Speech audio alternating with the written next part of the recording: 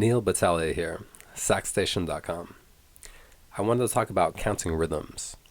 And actually, when I first started playing music when I was 11 years old, I took music classes with Gary Stotts, and he really actually had all of his students do a lot of work on music theory and counting rhythms. And we'd use certain syllables to count the beats in the music. So basically, you can take the different elements of the music and work on them separately, and rhythm is one of the biggest things to work on. There are really only 12 notes in different octaves, but with rhythm, there's a lot more variation in what you can play. You can change the amount of the note, the length that you play it, by basically any amount. So it's actually, sometimes it seems like it's hard to play the notes at first, but it's really more difficult as you get into it to play the rhythms as you want to play them and accurately, maybe in a group that you're in.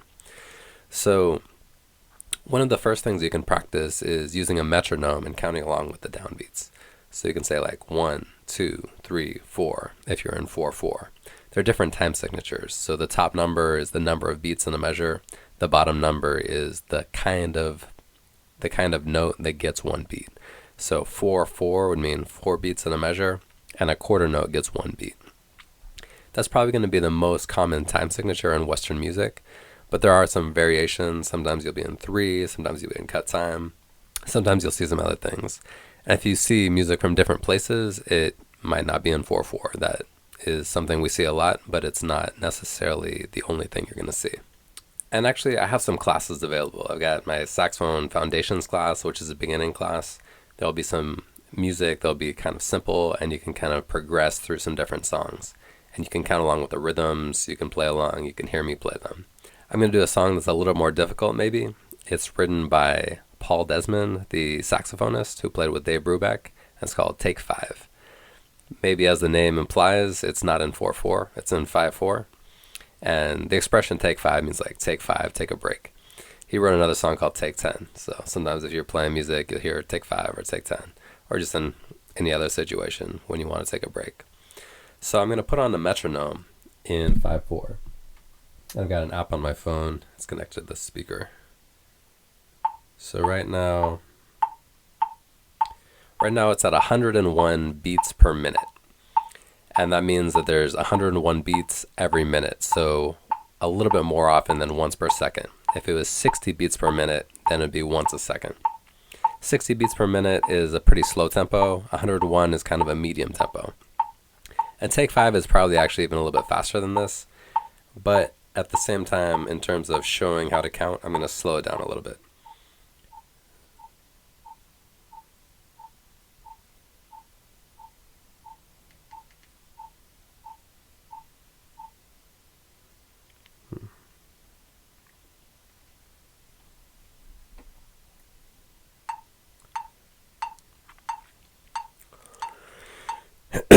Alright, so right now we've got 90 beats per minute.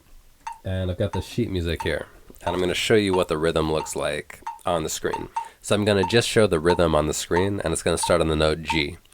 And the note G is actually the first note you play on the alto saxophone when you play this song. So yeah, just something to keep in mind if you're going to try and learn the song by memory. Alright, so what we see here is actually, if you're in 5/4, you would expect to have 5 beats in a measure. But the first thing that you see in the beginning of the song is actually 2 beats. So it's 4 eighth notes. And that means you have 2 beats instead of 5. Those are called pickup notes. It's basically part of a measure before you come into the song. And then most of the measures in the song are going to have 5 beats. So I'm going to put the metronome on, and I'm going to count along. And actually, so let's say we're just counting quarter notes. We got 1, 2, 3, 4, 1, 2, 3, 4, 1, 2, 3, 4. That's in 4/4. Let's say we're in 5/4. 1, 2, 3, 4, 5. 1, 2, 3, 4, 5. Let's say we're in 3/4. 1, 2, 3, 1, 2, 3. And I think I'm going to slow down a little bit more for this song because we do have some 16th notes. Basically, if you're practicing, and for me actually, there's a song called Introduction on Polaka, which has a bunch of 30-second notes. You need to have it at a tempo where you can play the 30-second notes accurately, otherwise everything just gets off.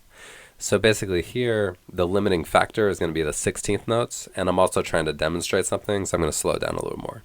The actual song is kind of fast. I would recommend listening to the original recording if you haven't heard it before.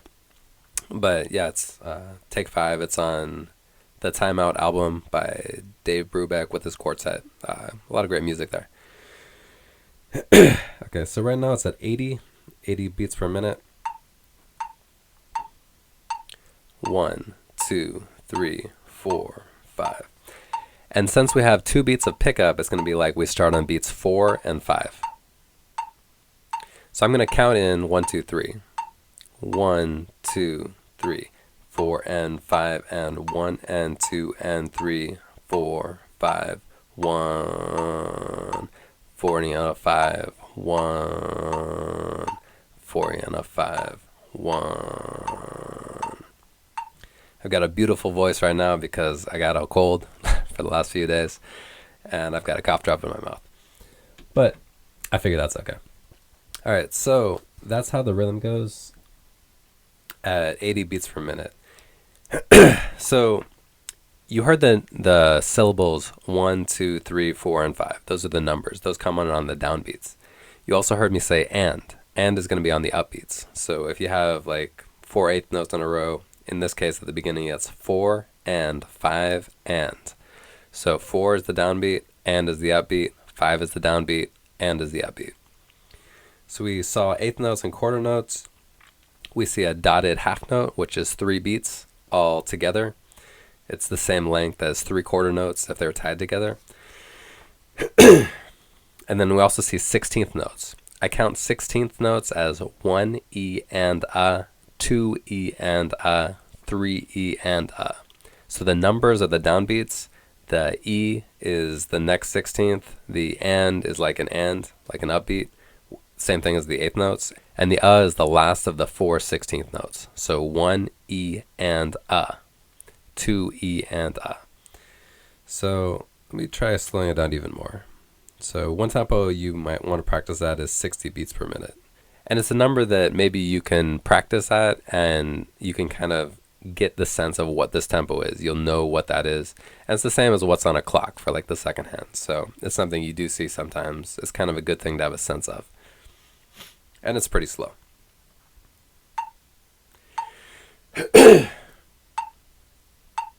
One, 2, 3, 4, 5. Okay, so this is our tempo. It's 60 beats per minute. That means 1 beat per second.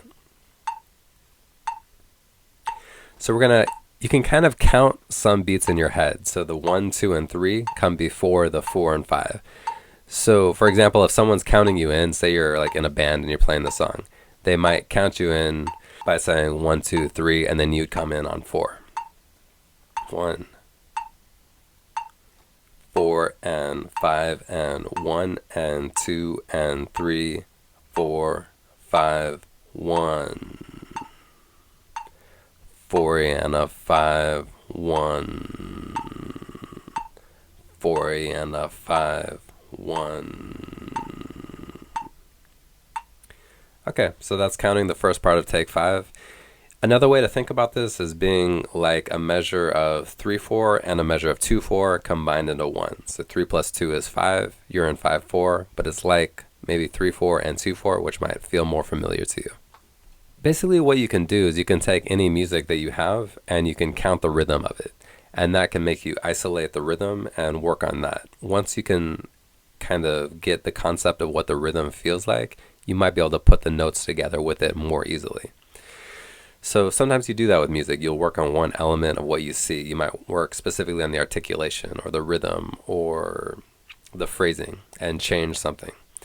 And basically you're thinking about one thing instead of like 10 things or 20 things at once, because there's a lot going on when you play music. Sometimes it's good to just focus on one particular element or one aspect of what you're doing. And rhythm is one of the biggest things in music. So let me know if this is helpful. Let me know if you want to see more about rhythm and counting. I spent a lot of time on it when I first started playing music, and it's something I could explain some more. Let me know what questions you have.